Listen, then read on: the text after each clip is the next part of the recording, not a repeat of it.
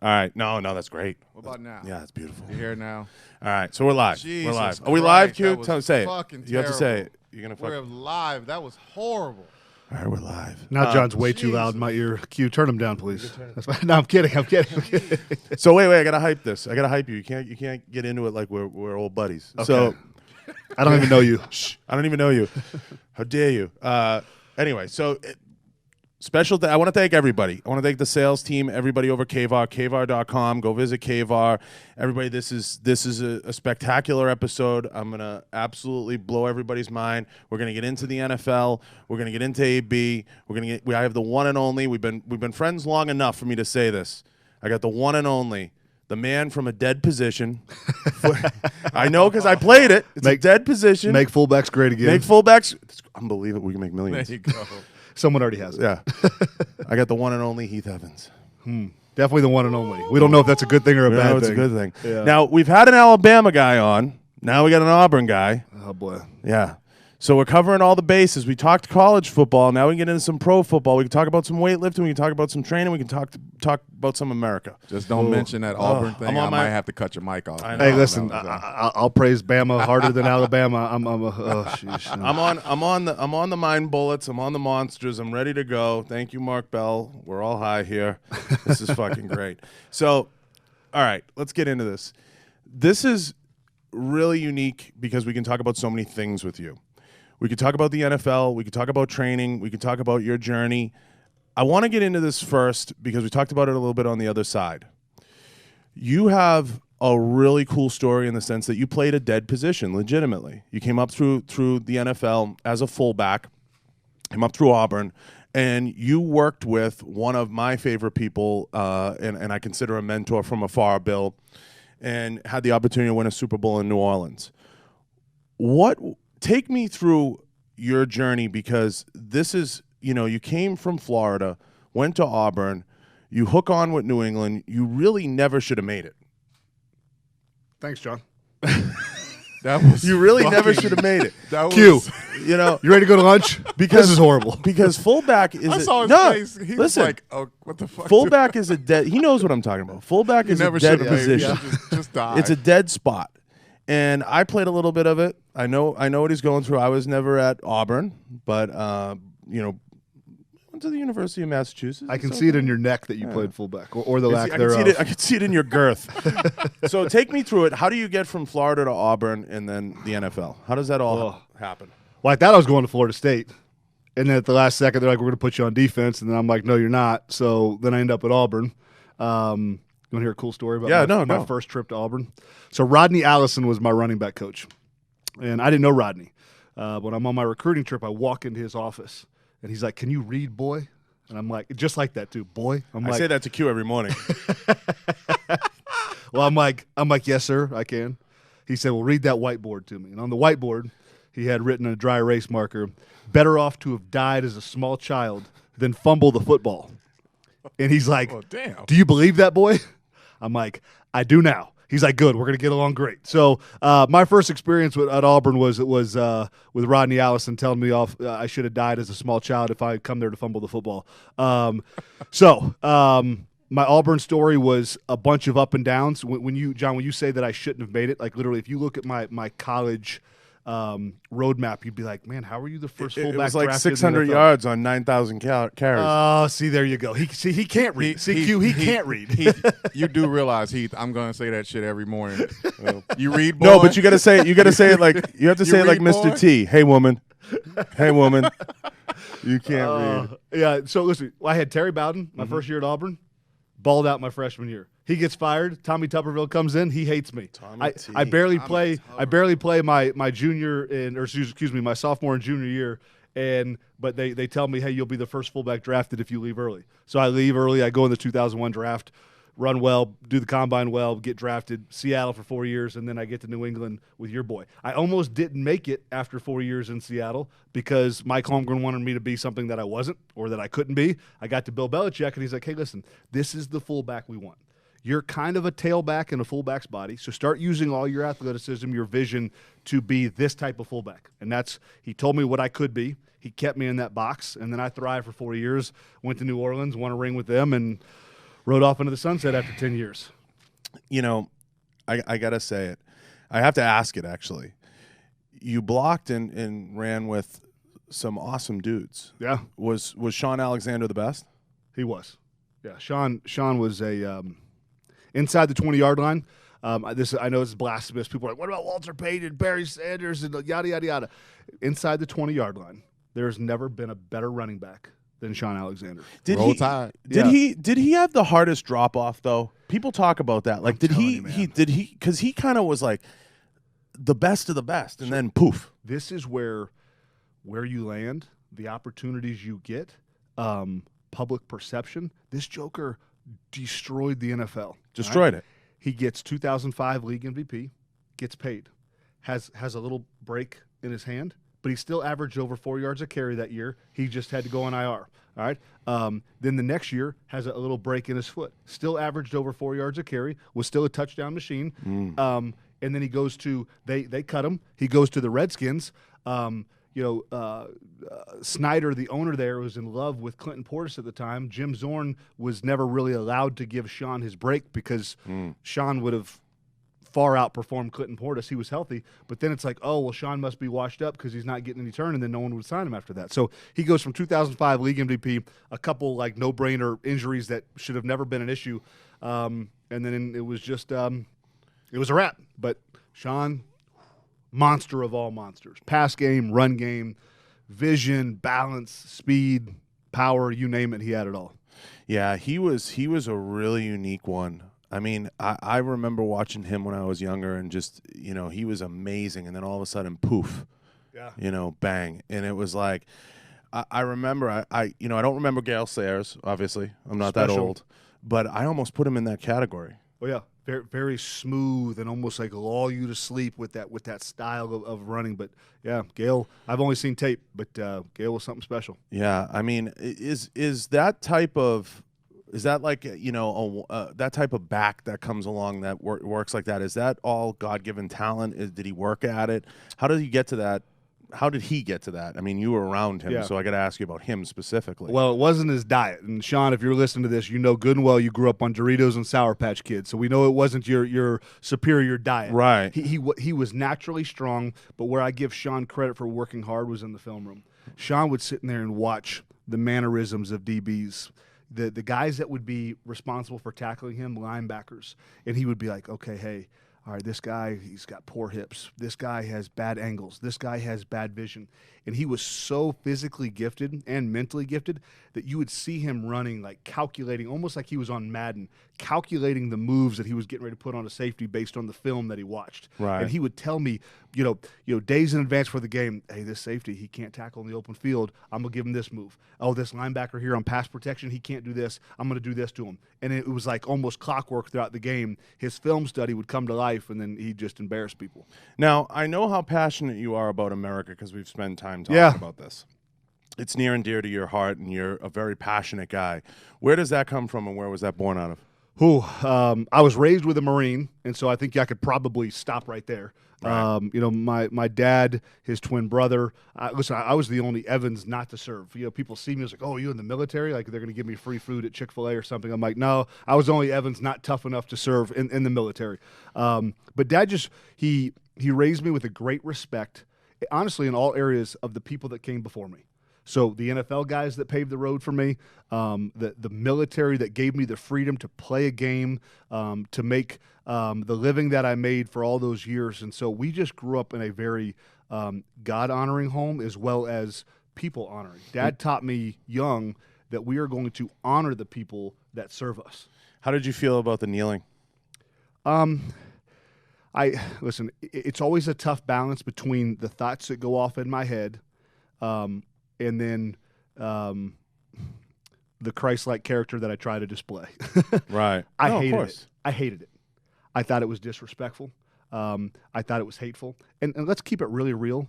Colin said that, oh, this isn't about America. This isn't about us. Well, let's just – so that's, 3+ years ago? And then what happens? Nike was getting ready to drop that flag shoe a few months back, and then he comes back and squashes that. So the problem is Colin was a liar, and he's full of crap. He hates America. His girlfriend that he was with, Muslim extremists. Like, we don't even need to go into all this stuff. But the history of this man is what it is. What he said it was is not what it was. Because now he's coming out against the American flag shoe that Nike wanted. He doesn't even know his history. So his true colors have been shown.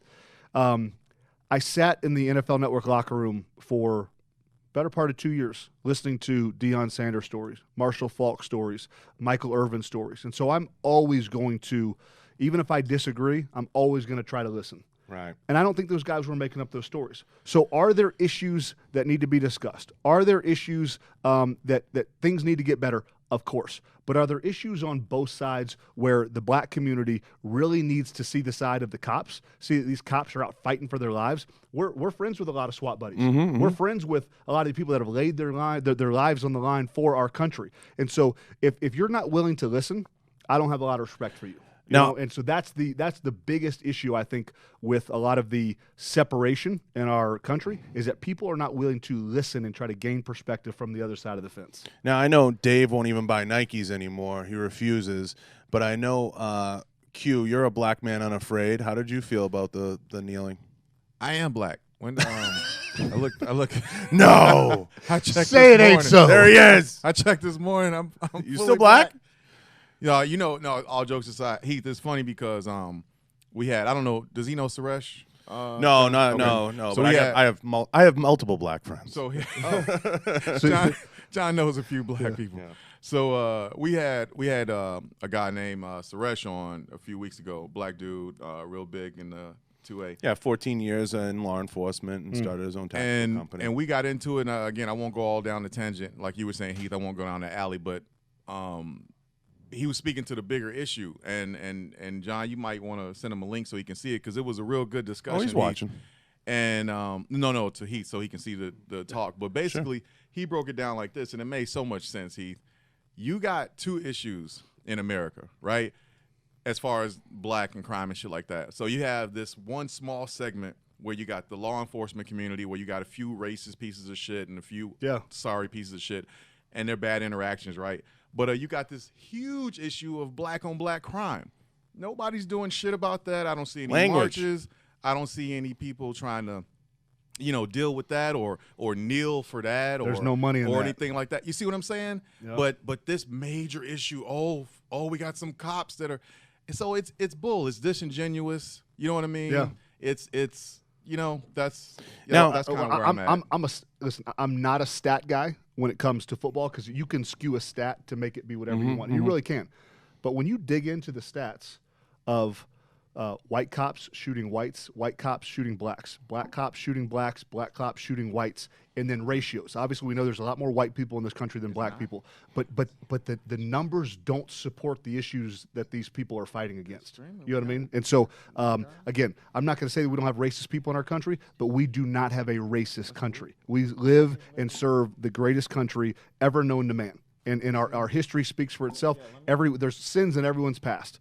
But at the end of the day, people aren't fleeing this country for other countries. They're fleeing their countries to come here for a good reason. And there's a reason. Yep.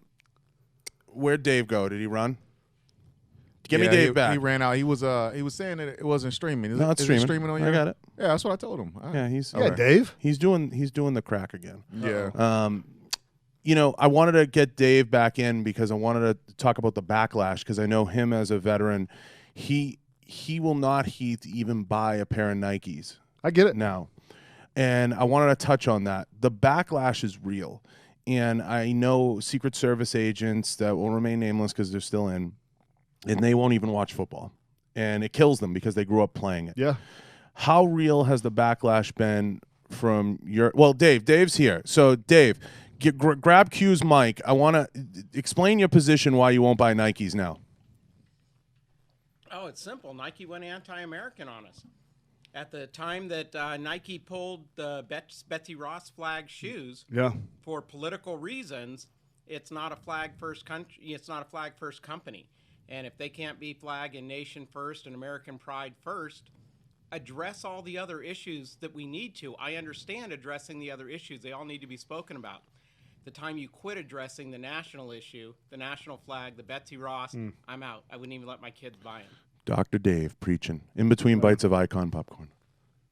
I honor that position. You know, I really do. Yeah, I mean, Heath, on your side, how real was the kneeling, post-kneeling world in the NFL? Like, did you have people coming up to you, ask, you know, what was some of that like? I mean, I live over in LA, so I'd be down the beaches of Manhattan Beach or 3rd Street Promenade shopping in Nordstrom with the girls. I would say that 95% of it was absolute hatred for the NFL and hatred for Colin Kaepernick. Again, trying to do the right thing. I would always try to deliver both positions because I was smack dab in the middle of both positions. Sure. But at the end of the day, people's true colors always show themselves. And, you know, Dave hops on there for a second, and that's where Colin's true colors finally showed themselves. It took 3.5 years. But this was never about police brutality. This was about hatred for America. And he proved it by trying to squash that Betsy Ross flag, which, dude, Colin, go read some real history books, not what people are teaching you on the internet. I mean, heaven forbid.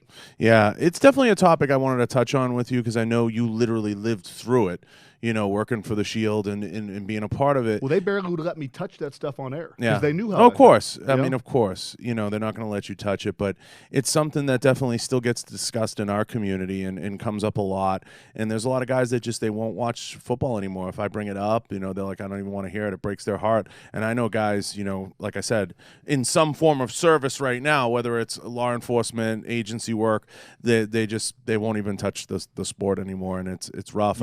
You know, Heath, the big thing, too, that me and John talk about, man, and this is with anything, Heath, I'm sure you notice it, it's never what you say. It's how you say it. It's how you deliver the message, right? Yeah.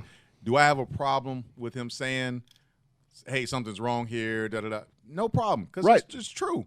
But you don't deliver it by disrespecting, you know what I'm saying, the flag and you know what I'm saying? Absolutely. You don't do it that way. That's your right to step up and say the shit. That's part of the reason we have the flag. You know, people fight for you to be able to say shit and say, you know, stuff's not right. Yeah. But to do it that way where you're like, okay, I'm going to spit in the face of people. I felt like he used the NFL and he used the Shield as a bully pulpit to get his point across. And that's where the issue I had was, and I wish, you know, Roger would have stepped up and said, hey, none of this, kind of like the other leagues. Well, he's a coward. Well, I mean, not like the NBA. The NBA, dear Lord, God help their souls.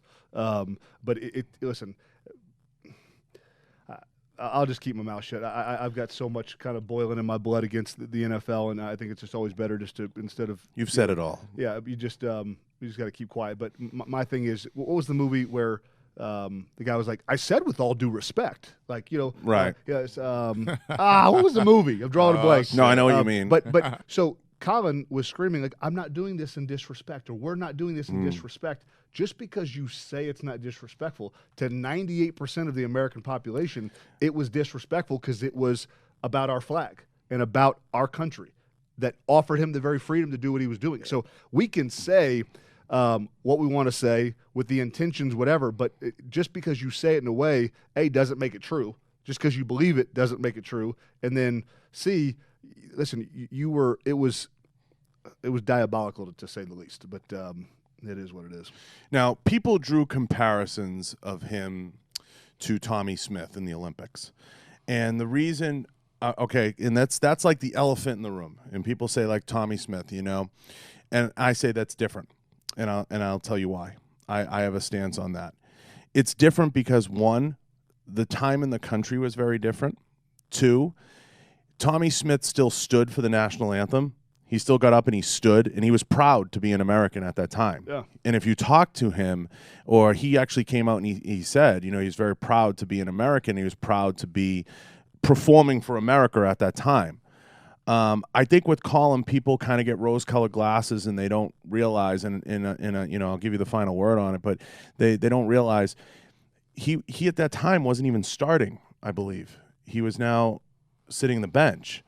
And that's part of the issue. And Q, can you pull that? Can you look that up? Can you verify that? I believe he was sitting. I'm trying to remember, too. Who's that? Colin Kaepernick when he started he was on the bench. He started the kneeling when he was on the bench. Okay, yeah. Let me check. And the criticism I have with that is I think he was using it to draw attention to himself. Obviously, I think that goes without saying, and I think he was using it the Shield as a platform to do that. I don't think the Tommy Smith comparison is accurate. I think there was tremendous civil unrest in the country at the time when Tommy did that. And I think, him still standing for the national anthem, showing reverence, and he won the gold medal, I believe, at that point. So it wasn't, like he, had Colin, let me play devil's advocate because I know it goes both ways. Had Colin won a Super Bowl and used his time on the mic to say, hey, guys, we need to draw awareness to the minority community in this country, and I'm going to use my platform to draw attention to that, and I'm going to donate money, and I'm going to do this, and I'm going to do that, and then done it. I think everybody would have respected it. Oh, absolutely. You would have. You know what he would have done then? Mm-hmm. He would have isolated the true racist, mm-hmm. because the true racist would have had beef with that, and the real Americans would have been like, hey, brother, we hear you. Because I think comparing him to Tommy Smith or even Jim Brown or Kareem is not accurate. Especially Jim Brown. You listen to Jim Brown speak now more than ever. He is so well educated on the facts. He is willing to call a spade in every community, and his perspective is very clear and at times neutral. Mm-hmm. And I don't agree with him on everything, but his unintimidated, unfearful nature to speak to the black community, to speak to the white community, and then to live it out, put his money where his mouth is, and to do it in a way where he literally is trying to bring communities together. That's why you love Jim. Mm-hmm. And so your point of, even if he would have just taken the microphone post game and said, hey guys, I am trying to draw attention. Everyone like me, he would have rallied the troops. And the real racist would have had to stand up and been like, hey, it's me, because they would have been firing at him. Mm-hmm, mm-hmm. And then he would have shown the world, hey, can't trust him, can't trust this group, but look at all these people that came to the rally to really help us in the areas that do need to be fixed. And I think it's fair to talk about now. I think guys shouldn't feel a stigma having the discussion now. We're a few years removed. I mean, shit, even the government unclassifies documents after a while. Yeah. I think it's fair to put your opinion out there. Hey, so he was starting. He was starting when he did it, and then he eventually lost out to Gabbert. Yep. And got benched, but that 2016 season he was the starter. Yep. And there's no question he's getting blackballed now, but you reap what you sow. I mean, it's. But can I give you the football perspective on that? Mm-hmm. Here's the thing, there's not too many people with Colin's talent. That being said, Colin is very talent deficient when it comes to playing quarterback. And this is where people said, oh, Heath, your mother after raises, you're this, you're that. No, if I know one thing, I know football.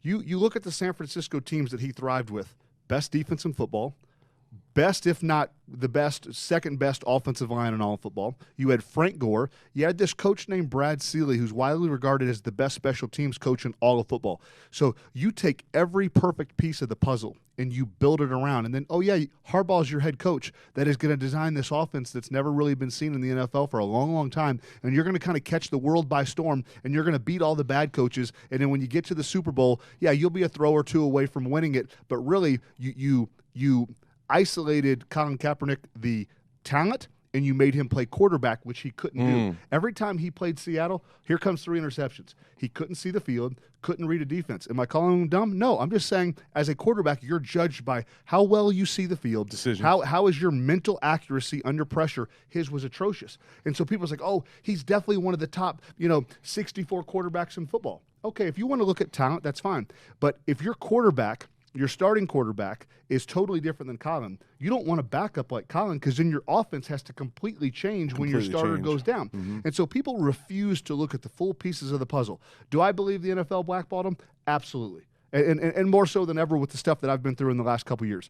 But to say that every team should want Colin as their backup and every team should want him on their team, that's just nonsense, and that's people that don't know our game, that don't understand what they're talking about, and need to keep their comments on Twitter, have no clue really about life itself. Great points. Great points. I love it. I mean, I think it's a debate that'll rage on for a little while, and until the NFL fully recovers, it's going to take some time. I think everything you said is completely accurate. Let's kind of stem into some other things with the NFL that we can get excited about. All right, the Patriots. Q, are you ready? Hey, Q. I gotta ask. Go ahead. I gotta ask you, Heath, because you were there for 07, right? Yeah. Dude, how was that Here we being go. a part of that, man? The hard-hitting questions. Brutal. Like when you were there, like did you guys realize what you were putting together? You know what I'm saying? Like when we came together in March of that year, we knew we had the chance to be special, like real special. You never really know until your team morphs and builds into what it's going to be. And the one beauty about the New England Patriots team is we could always be a lot of different things on a given Sunday. And so as we started to see Welker and Moss mature and that defense, Adalius Thomas, and all the different pieces we had put together really come together with all the multiple personalities that defense could throw at you in a given practice, much less a given game, we knew we were going to be something special if we put in the work. And if we stayed injury-free. And so we were pretty blessed that year injury-wise. We grinded through the season. And as that pressure built, our team never blinked. And it didn't, I listened to Teddy Bruschi, I listened to Mike Vrabel, I listened to Brady, I listened to Bill talk about the pressure of that year. And it was obviously an enjoyable process for me, but the 18-1 mark, people's like, oh, you should have lost, week 8. Then you would have won the Super Bowl. That's just nonsense. Like we nobody knows.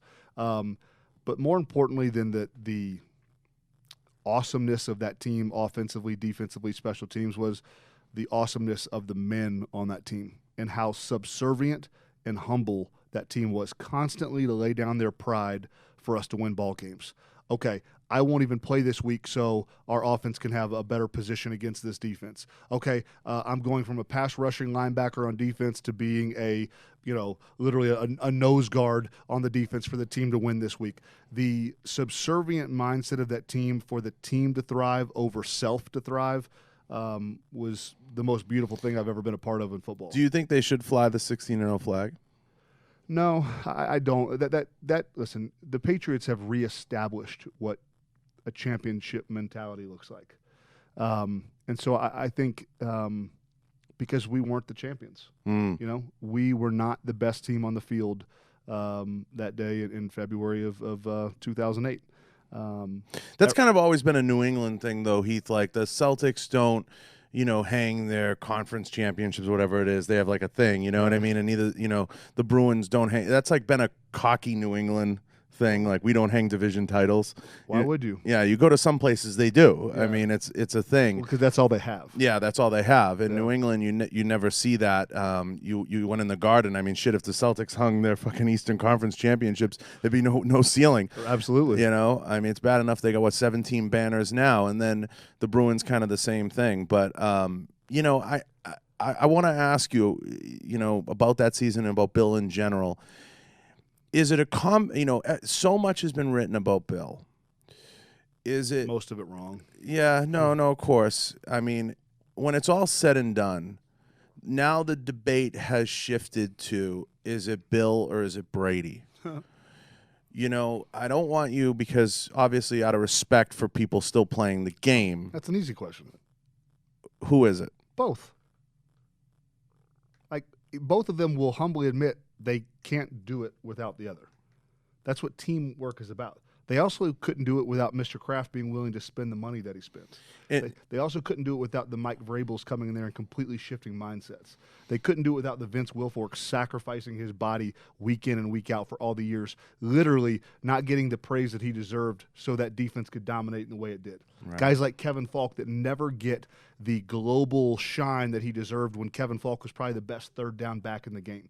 So people want to argue stupid stuff because people are selfish. But inside that organization, they could care freaking less. They want championships, and they will sacrifice everything personally to get it. And that's why my affection for Bill all the way down in that organization is such, because they constantly sacrifice self in stupid arguments for the betterment of the team.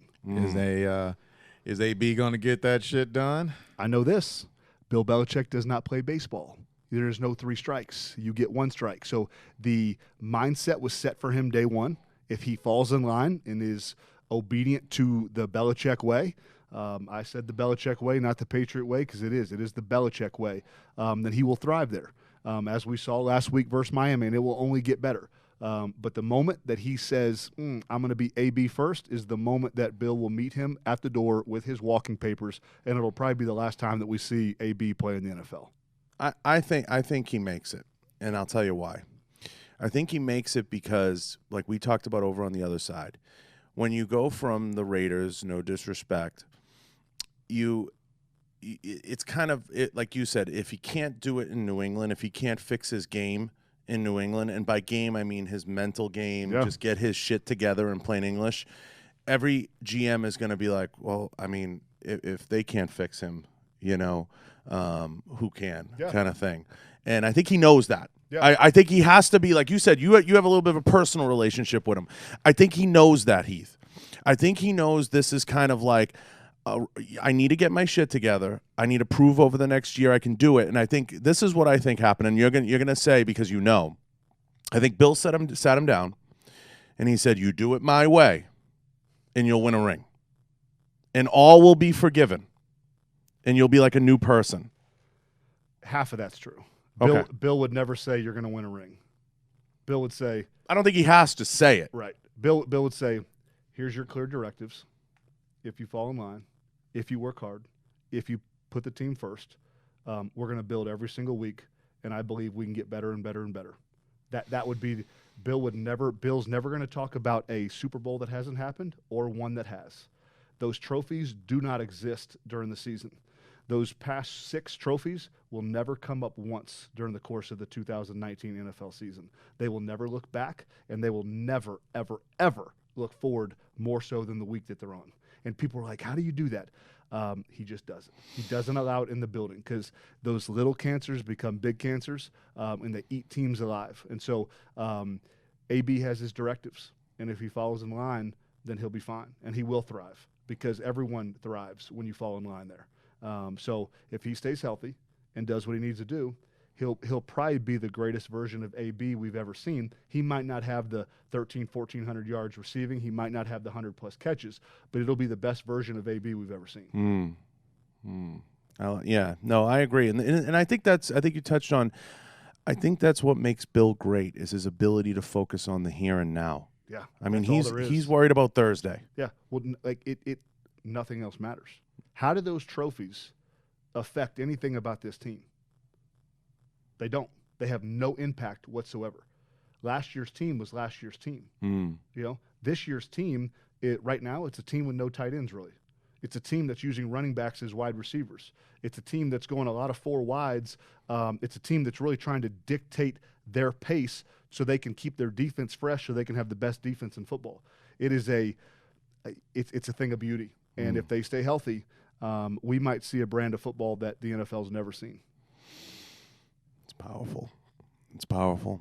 I mean, where it goes from here and what happens this year, and I asked you this over there, taking them out of it, who are some of the teams you like this year and why? You know, pick your top 3 that you kind of, you know, Dallas, we got to talk, you know, let me go back to go forward because, okay, so Dallas is an intriguing one this year. But I think Dallas, that inability, that 2-headed monster, like you said, I think what makes Robert Kraft so great and that really that trio is his ability to be a founder, be an owner. And I think that's very hard to do.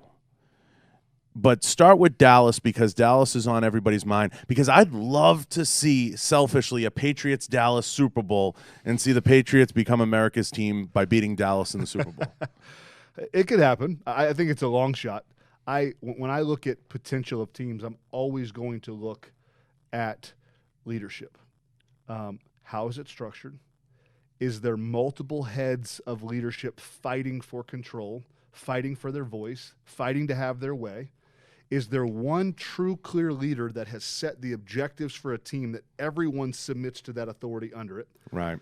And the answer to all those questions in Dallas is no, not a chance. Right. You have a bunch of people talking. You have a whole bunch of messages coming out of their camp every single week from their locker room sound, from the owner, who is also the GM, from the head coach. Now you've got this kind of fancy offensive coordinator that's getting a lot of love and praise, and you're going to have all these people without one clear head. And so I'm a fan of Jason Garrett, the man. I hate the position that he's been in as a coach for a long time because he's basically has to do what the owner should do. Jerry has done some great things for our game, but Jerry is by no means the greatest football mind that should have control over that roster as well as that coaching staff, et cetera, et cetera, et cetera. So I would never bet on Dallas when it matters to be able to put a game plan together and have a core group of men go out there and perform in such a way that's going to beat a true team-founded franchise. It seems like the wheels always come off, though, right around the playoffs or right before. Why is that, Heath? Because that's when the pressure breaks poor leadership, whether it's leadership on the field, leadership in the coaching staff, leadership in the ownership.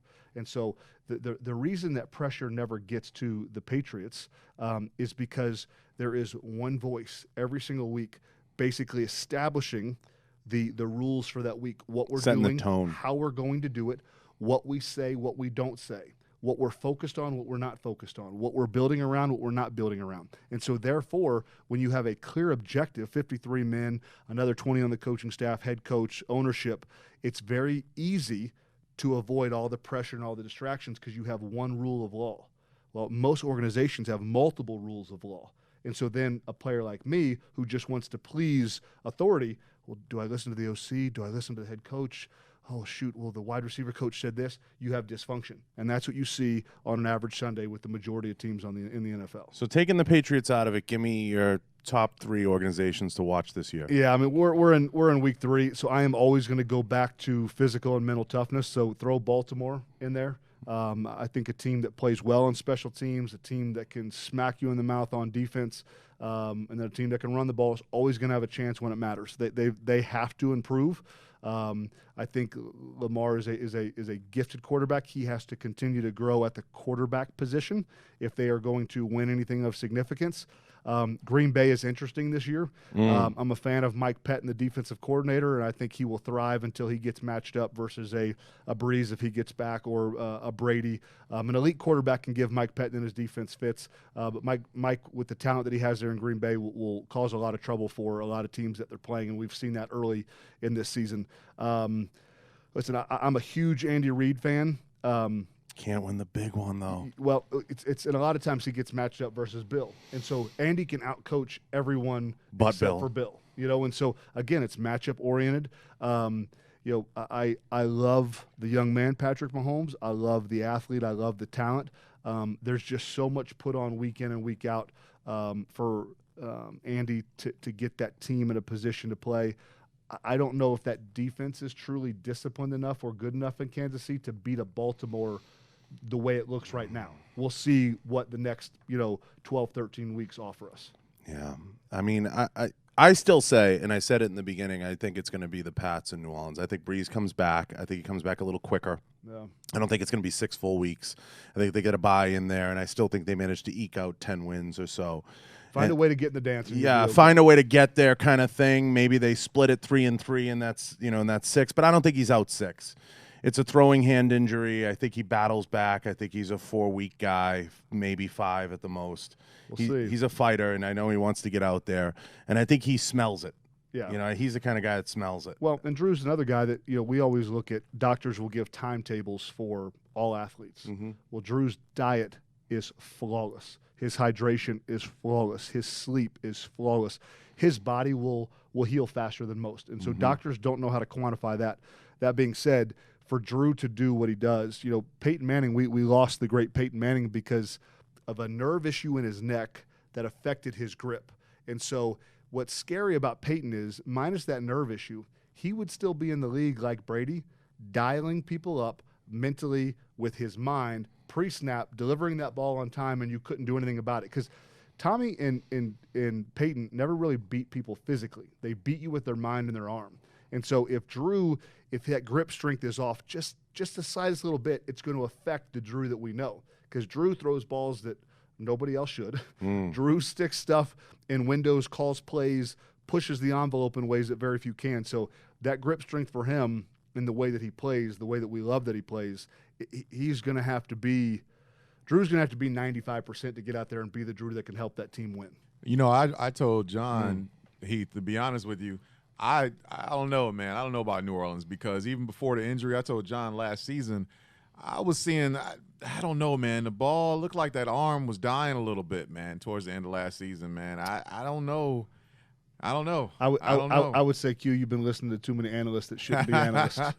Listen, I remember it's probably been about 4 years removed. People are like, Brady can't throw the long ball. So me being me, what I do, I go to the tape, I break it all down, I put it all on there, and I put Aaron Rodgers side by side with these tapes with Brady. Brady's long ball percentage was better than Aaron. What happened was Brady had a couple balls that just looked bad. And then everyone pick up this narrative of, oh, Brady, he's losing it. His arm's getting weak. Oh, he's 38, 39 at the time. And this is what's so bad about political news. This is what's so bad about the day and age of the internet where everyone has a voice is people will pick up a soundbite that's just theoretically not true, factually not true. And so Breeze, I would argue, maybe had his second or third best year of all time last year. Brady, stat-wise, people always, well, what are the stats? Brady last year might have had his best year from a mental perspective of being the best quarterback he's ever been. And so that's the scary stuff for this league for guys like Drew and Tom is they are pre-snap read. They're beating you before the ball's ever snapped. All right, John. Interesting. It's interesting. This is a man who knows. Breeze just called me, had a word for Q. For a minute, I believed it. You got more than one word. No, but this, this is great having you because we're getting tremendous insight, and you're a guy who studies the game and studied it for so long, both in the locker room and on the prompter. So you get it, and you've been in the huddle, and that's a term we use a lot, even in this business. Have you been in the huddle? Have you served? Have you done any? Have you been through the process? And can I stop you right there? Yeah, go ahead. If they haven't been in the huddle in your world, they have no business talking about it. Well said. If you haven't been in the huddle in my business from a coach, management, scout, player, you have no business talking our game. Now, I couldn't say that in NFL Network because we had hired a whole bunch of people that were talented writers. I love the Mike Silvers, the Steve Weish, because they are super talented writers, but they stay in their lane. They're not breaking down game tape. They're not being analysts. They are great writers. They are great journalists. They are awesome what they do. I love those guys. I'd go to war with them anywhere, but they stay in their lane. We've got so many people talking because they watch a game on TV and they think they know what they're seeing and they have no clue. And they're watching it like a movie. I mean, listen, I watch games a little differently. I sit there with the clicker and I'll take it back and I'll be like, wow, look what they did there. That's really cool. That concept's really interesting. But a lot of that, in high school when I played ball, I didn't know shit. When I got out of high school, because I played during triple sessions and no water breaks, and it was just a tough guy game. The good days. Yeah, the good days. When I got to college and played for Whipple and understood, UMass, it was a little different. You start to watch things differently, and you start to understand things, and I know a fraction of what you know. But I watch the game a little differently. I'll take tape back, and Q played ball, so he gets it. So we have a lot of fun, chopping it up and talking about it. But I agree with everything you said. It's top down. It starts internally and then goes externally. And just like you said, I'm a big advocate of never take anything away from somebody. If somebody served, I don't care if they were in the back of the lunch line, like Dave likes to say, they wrote the check. Okay, they wrote the check for everything up to their life. If they served in a backward unit, that's it's okay too. If you went to an academy or you had formal training, then you have some experience. If you have operational experience, like a Tony or somebody like that, or Dom Rosso or some of those guys like Dom, that's different too. Everybody has their place. You have to know what you can talk about up to, but not beyond. And don't be afraid to say your opinion, but don't be afraid for someone to come along with a bigger stick and say, hey, here's how I see it. Yeah, Q and I literally just proved this to the world. And if this relationship would be the example for everything, there's 1,000 things that Q could teach me on. And I would never once question his authority if it's something that I don't know. But he said something about Breeze. He let me give my opinion. He's like, oh, wow, okay, good. And then it was like, oh, professional dialogue. Yeah, But what we have is we have the prideful know-it-all day. I would never go to my freaking knee surgeon, Dr. Andrews, and argue with him. Oh no! Well, why you cut me that way? And why'd you remove that part of my meniscus? That'd make me a freaking moron. But that's what people do. They interject themselves into political conversations. They interject themselves into NFL football, gun conversations, national security conversations, presidential conversations. Have you even read any factual clips about what you're talking about? And the answer is like 99% in this world, no. People just want to hear their own voice. I don't talk about things I don't know about. I will sit and listen. I've been all over the country the last year, sitting down with businessmen, trying to figure out what's my next move. What am I going to rebuild? How do I reestablish myself at 40? Because I want knowledge. I want power, and that's where power comes from, is from knowledge. And people ask me all the time why I started the podcast and why I gravitated towards this medium. And similar answer, I say, because Instagram is just photos. It's just, throw up what the highlight of the day, and it's not really an equal platform. No. It's not an equal platform. Here, you can have the dialogue, and the real comes out. And I'll talk about anything. I'll invite anyone. I've invited my worst enemies on. I'm like, come on, we'll talk about it. I mean, that Q works for you, and you hate him. Exactly. Son of a bitch. But it's, I thought, I sat down kind of like you, pushing 40, and I said, what is a platform I can really get the point across and really open the dialogue and have the conversation? And just in there, I got my answer, the dialogue. And being able to have adult conversations and push the medium and not be in a place where it was just the highlight of the day and let me post a photo, and if I look good today and I have abs and I turn a certain way, I'm going to get the likes, because 500 likes equals $0. Yeah. You have to go to a space where you can have an adult conversation, and that's what's lost today. Yeah. That's what's really lost. There's a lot of people that are social media superstars, but the reality is they can't get on a mic or they can't have a conversation. You're unique that you went to the NFL Network.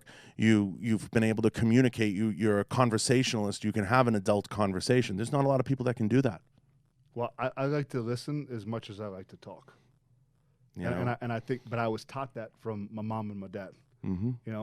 I think we're all full of so many insecurities that we're scared to listen, because sometimes when we're confronted with truth, it makes us feel something about ourselves that we really don't want to have to dive into, whether it's something as stupid as a football conversation, or maybe it's something about how I parent my daughters. And hey, someone said something to me the other day. I'm like, oh my gosh, well, if that's true, then man, I'm really isolating Ava and Naomi when I discipline them in this way. And so I'm thinking to myself, man, I love these girls. I would give my life for them in a second. I don't want them to feel this way. But if I wasn't willing to listen, if my dad hadn't beat the crap out of me as a little kid and taught me to listen and not be an arrogant punk, I'd still be stepping all over my daughters to this day.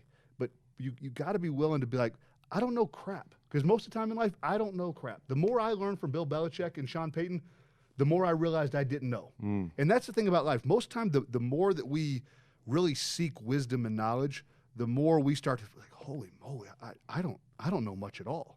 And then I got people trying to teach me stuff that have never darkened the door of a college locker room, much less an NFL locker room, and it's mind-boggling to me. Yeah, and as you get older, it's funny. You reflect and your mentors change. Yeah. What you look up to changes. It starts out with maybe the kid on the corner that had the cool car or whatever the fuck you were into. But you get older, and you brought up Bill and you brought up Sean. I look at guys, because I've been around this business for a while now, and I look at guys in branding and marketing and brand development. I look at people like Bruce. I look at certain folks that have influenced me and I talk to, and a lot of times I'll call them and say, am I crazy? Is this a great? You start to learn who you can bounce things off of and who you can talk to and who mentors and shapes you. Who are some guys you through the years mentor you and you've called upon for advice? Well, I'm always going to start at home. And I know sometimes that turns people off because not everyone was blessed with the mom and dad that I have. And it's sad that we live it. Listen, my girls are growing up in a broken home. Never thought of that in a million years when I got married, but that's just life and the curveballs that get thrown at us. But my mom and dad set the tone for we're going to live what we talk. Right. We're not going to be hypocritical. I grew up in a very flawed, screwed-up Christian home, but what I mean flawed and screwed up in the sense that my parents were fighting what they were teaching us, they were living. But we're all human, so we make mistakes. When they made their mistakes, they owned them in front of my sister and I. And so it taught me early on that, A, there's no demand for me to be perfect, but there is a demand for me to own my flaws and my imperfections. And then I was blessed to have some great coaches along the way. My high school coach really drove home to me the fact that leaders serve. My senior year, I was the one getting the water coolers. I was the best running back in the state of Florida, but I was the one kind of serving the team. and that has benefited me very much in life through some tough seasons. Auburn, I had some great coaches. No one has impacted me more than Bill Belichick, though, in the sense of strategic thought. This will strike people as odd, but powerful and humble leadership, Bill Belichick taught me more than anyone. People like Bill and humble, those two don't go together. They do. He's the most humble, subservient leader I've ever been around.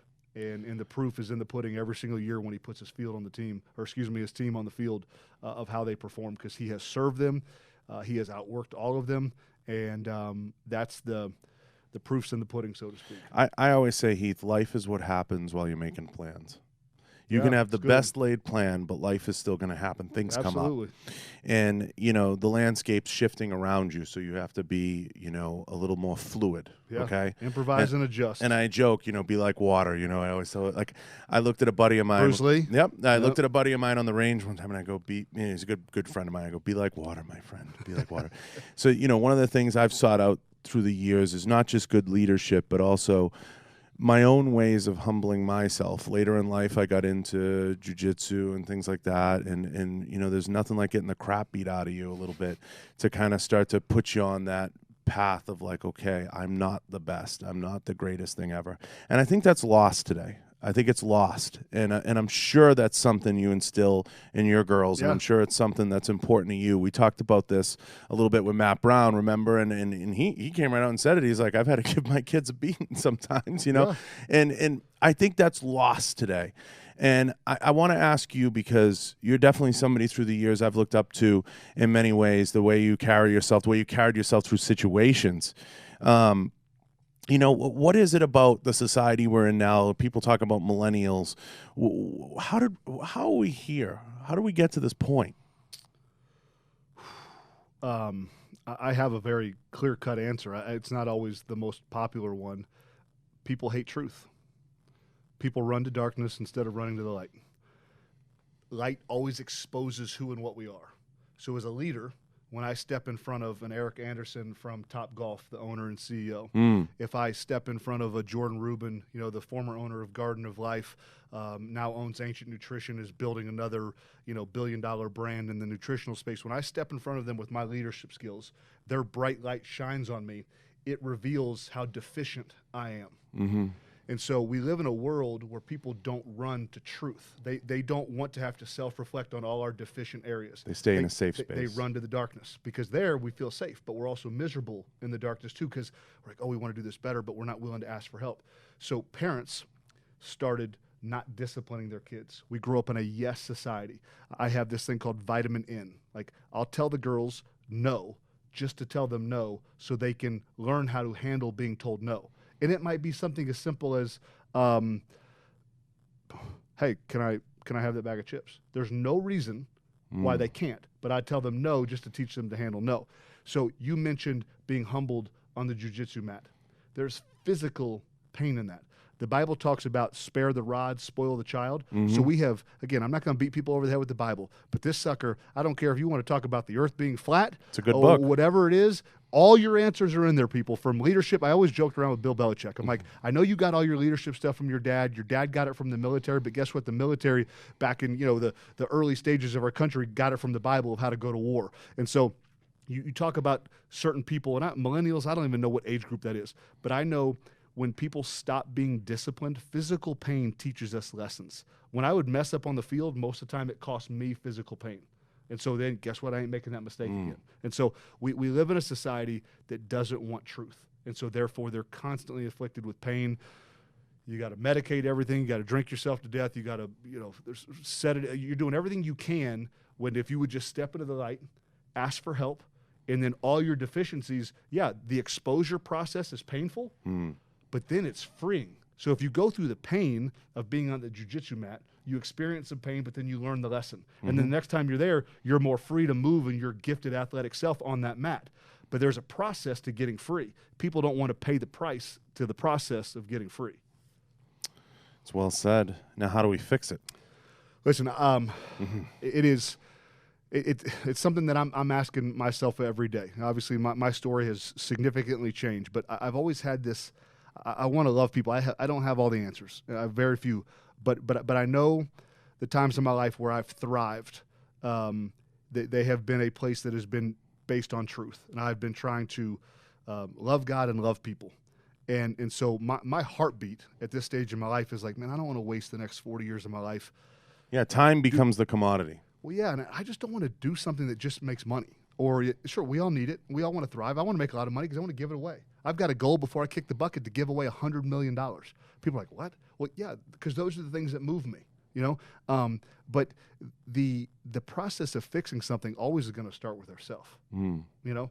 On Monday, I was sitting down with like a family friend of ours trying to learn how to communicate better with my daughters, because it's important to me how they grow up, how they see themselves, how they believe in themselves, how they know that I love them. And I know that they communicate different than me, but we got to be willing to ask for help. And I don't know how we push people to that marker. And so my whole kind of built ready brand that I'm just finally figuring how to massage to get my message across is that we got to be willing to work for what we want, but we got to work in the right direction. Because if we work hard and we're 5 degrees off from the truth, you get down the road 5 years and you're so far from the truth, it's not even funny. You're still dysfunctional. So I don't have all the answers, but that's what I'm trying to figure out is how do we love people to push people to truth so that we can really just help set people free? I think in reality, I think people should be nicer. I think I see a lot that goes on social media, and I see the way people just you're talking a lot about humbling yourself to ask for help. And I think people should be nicer and people should be more receptive. And this is an unpopular theory that you're talking about, you know, asking for help. And the reason it's unpopular is because I think a lot of people spend a lot of time fighting the natural course of life. And the natural course of life is you can never do anything as one person. I can't run this show as one person. You can't raise your daughters as one person. Yeah. You can't do it alone. Now, you have to have help. Everybody constantly has to ask for help. Why do we fight that so much? You know, sometimes some situations, they just don't work out. And we fight that, you know, oh, well, fuck them, and she was this, and he was that. It just didn't work out. You know, sometimes there's no rhyme or reason to it. Sometimes some relationships don't work out. I was a very young CEO. I was thrust into a leadership position with 2 brands, with 2 companies, really 3. I was in charge of my own company. I traveled around. I give companies advice. I try to give them new ways of looking at things. I'm constantly asking for help. I'm constantly asking people to come on the show and talk to me. And it's not easy to do. A lot of people, I can't do this alone. And I know that. I need help from you. I need help from Mike tomorrow. I need help from, Max next week. I need help from everyone. And I think people have this fear of just the simple thing. I can't do it alone.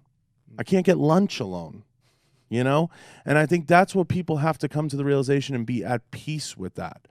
Without Q, I can't do this. Can't do it. Without Dave, I can't do this. You need everybody to kind of buy in.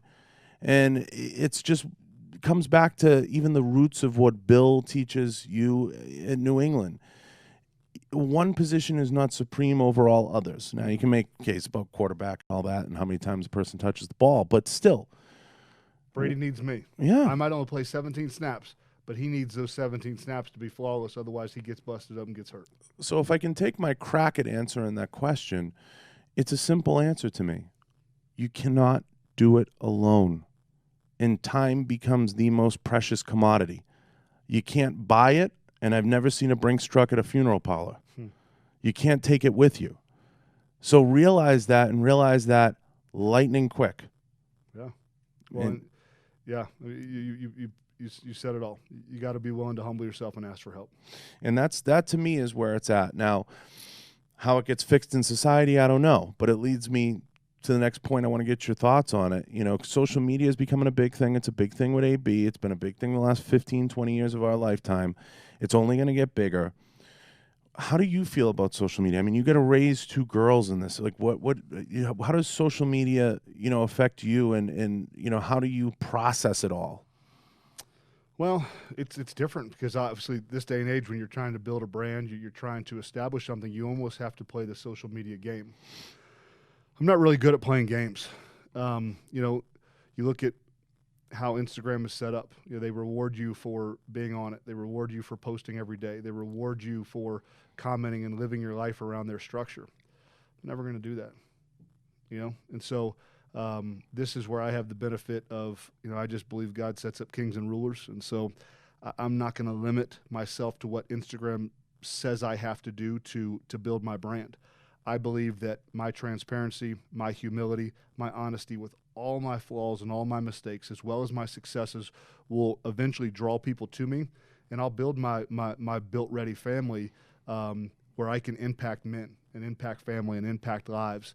But you mentioned the girls. We live in such a sexualized society. I'm very, very cautious. My 15-year-old has Instagram. My 12-year-old doesn't have it yet. And my 12-year-old might not have Instagram when she's 15. She's built different than my oldest. My oldest understands and is very perceptive and discerning to the ways of the world. My youngest is very loving and trusting and wants to please people. And so I guard her differently than I guard Ava. Doesn't make one better than the other. But it is a focus of mine to wisely use it in my home. And it does become a distraction for me at times. I'm not one that looks at the lives of others because I've been around the block enough to know that what everyone's posting there, I'm like, most of these people, and I'm just going to keep it real, are hypocritical, and this is their highlight show when really their life is probably a low light reel. And that sounds harsh, but I've been around the wealthiest people in the world. They're the most miserable. I mean, when I got to New England, Tom Brady had just got done doing a 60 Minutes interview. And if I could put a Cliff Notes version to the interview, now this is back in 2005, he basically said if money, women, and Super Bowl rings were all this world had to offer him, he was in trouble because he wasn't happy.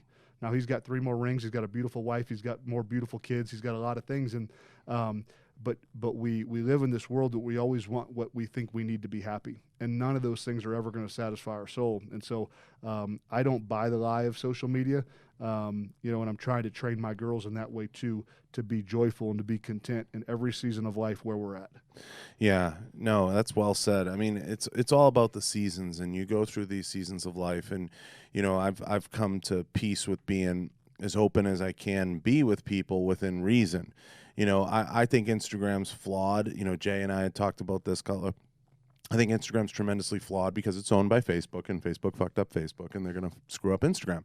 But you're betting on how much somebody is willing to swipe down. And I think that's going to be one of the failures of the platform. And not only that, it's set up for the best part of your day. And that's what I tell everybody. It's just somebody's just posting the best part of their day. You coming in here is the best part of my day. Hanging out with you, getting a chance to lift some weights, whatever, grab a little lunch. That's the best part of my day. I'm going to post that, and that's going to be it. But I might go home and, pun intended, I might, attach jumper cables to my, my bathtub and might want to, electrocute myself. You don't know what somebody goes on behind the scenes. You know what I mean? So everybody's different. Now, I'm not going to go and do that, but I might take an extra trip to the buffet on the sneak. I'll go with you. Yeah. But, it's one of those things. People don't understand, what the platform really is used for. And at a young age, this is what I'm getting at. At a young age, they have to be able to process that. And they have to understand what that is. And when you're building a brand on there, it's a business. You're building a business on there. And it's a good thing for awareness, but I've gravitated more and more as I've gotten older to the YouTube and to the podcast platform, because I can come out here and I can not only be real, I can articulate my feelings, I can say what's going on, I can put things out there a little differently, what I feel is closer to what's real. Yeah. And that's why I've moved to this platform, and that's why I'm a big fan of YouTube. And I know Jay is too, because he's doing the JTV, he's doing that stuff, and he just said to me, he goes, I'm not willing to bet my business on how much someone's willing to swipe down. Yeah. I'm just not willing to do that. He said, I'd rather put content out there that people can search. If they want to search chest workout, they can find, my training. If they want to search nutrition, they can find my training. If they want to search me, they can find all the stuff that I've put out there.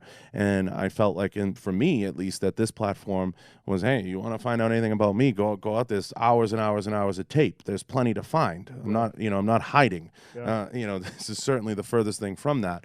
But it's tough. It's such a tough society right now, especially to raise little ones and have them, come up in it. But you're living through it, and you'll be able to take those lessons learned into it. I want to talk to you a little bit about training, because we're getting long. I mean, what are we, 80 minutes in, Q? It's Q's fault. Yeah, we're getting long. So he's asleep back there. Yeah. I want to talk about training for a second, because training has been near and dear to you, and you have the new brand, and you got a lot going on, and you're always training with Mikey. How important is training to you, and why continue the journey? Because I've heard like Tony Saragusa be like, when I was done playing football, you'd have to pay me to lift weights. Why still carry the torch? Well, for me, it's simple. It's what I've always done. I always try to watch people and figure out what works and what doesn't work. Right. Most people, when they retire, go to one extreme or the other. They either balloon up in weight or they go way down in weight.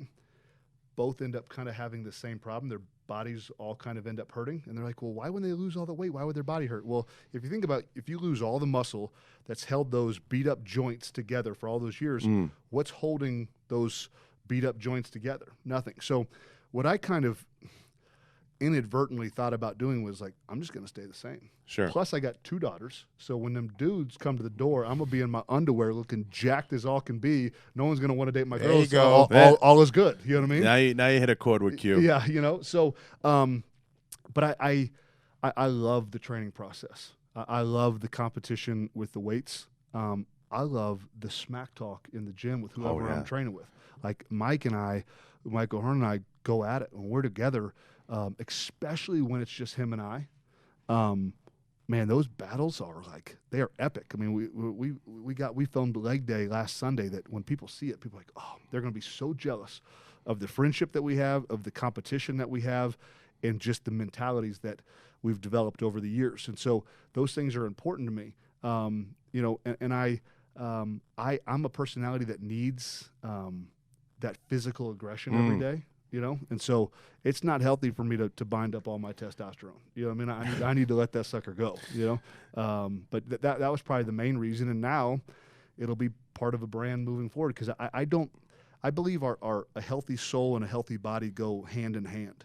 Like if we got this healthy body, but our soul is a wreck, we don't ever get to enjoy the body. And then we probably end up destroying the body with drugs and alcohol and women. Who else knows like what we're beating this body down with? But if we have a healthy soul and we're fat and out of shape, then our healthy soul is capable of helping people, but we've got no energy, we're lethargic, we're just a fat piece of crap. So I think they're both go together to create the optimal male to thrive in this life, to love people, and to impact people's lives. For me, the blessing has been being able to travel and train with so many great people. I look back and I always say like I'm like a reluctant weight trainer. I went through phases. I was sponsored by a bunch of companies, lifting weights, doing that, and then I said I'm done with this. And then PJ called me at Blackstone to come back, and I say just when I'm out, I'm back in, and I come back into the fold and do it for a couple of years.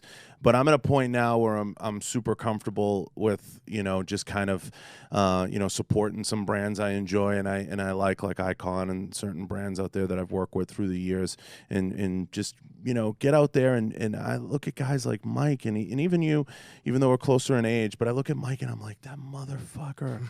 I'm like, if he's 100, I love you, Mike, but we think he's 50. Yeah, no one's ever seen the birth He's got certificate. like a Cuban birth certificate. Yeah. He's got one of those cooked birth certificates, and I come in here and just kind of having now like Q getting back into it.